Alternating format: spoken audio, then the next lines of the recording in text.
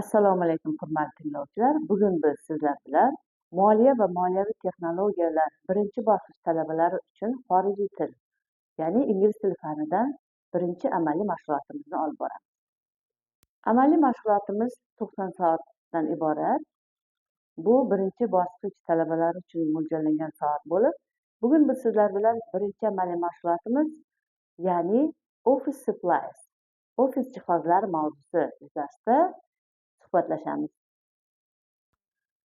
Ingliz tili fanini o'qitishdan avvalo maqsadimiz xorijiy til fanini o'qitishdan maqsad, ya'ni talabalarning ingliz tilidan amaliy muloqot qilish maqsadida samarali foydalanish qobiliyatini rivojlantirish, talabalarning shaxsiy rivojlanishi va atrof muhit, hodisalarga o'z fikrini va munosabatlarini bildira olishi va nihoyat asosiy maqsadlarimizdan bittasi bu moliyaviy sohada zarur bo'lgan ingliz tili ko'nikmalarini rivojlantirishga qaratilgan. Bugungi darsimizning maqsadi ofis jihozlari bo'yicha asosiy so'z boyligini o'rganish. Moliyaviy texnologiyalar bilan bog'liq vaziyatlarda ushbu so'zlarni to'g'ri ishlatishni o'rganish hamda ish joyidagi kommunikatsiyani yaxshilashga qaratilgan. Bu darsni birinchi qadamida biz talabalar sizlar bilan ofis anjomlarining ro'yxati bilan tanishib o'tamiz. Bizga aniq bo'lgan, doimiy yod bo'lib ketgan so'zlarni keltirib o'tmadik. Ular book, notebook, pen, pencil, eraser, ruler kabilar. Undan tashqari biz ofisda paper clips, stapler, highlighter, legal pad, file folder, scissors, glue stick, calculator kabi so'zlar bilan ish olib boramiz va quyida sizlar bilan keltirilgan so'zlar asosida talabalar birgalikda bu so'zlarning aytilishi, talaffuzi, ya'ni ularni qo'llash haqida biroz mashg'ulot olib boramiz.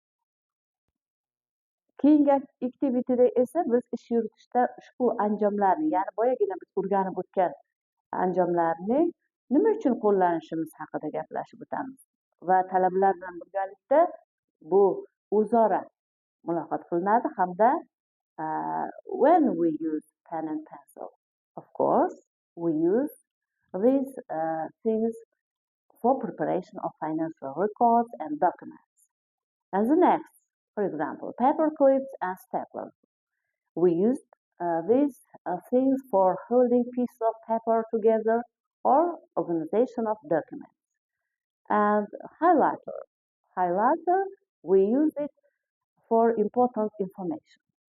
Legal pad, a small book with blank or ruler pages for writing notes in, and etc.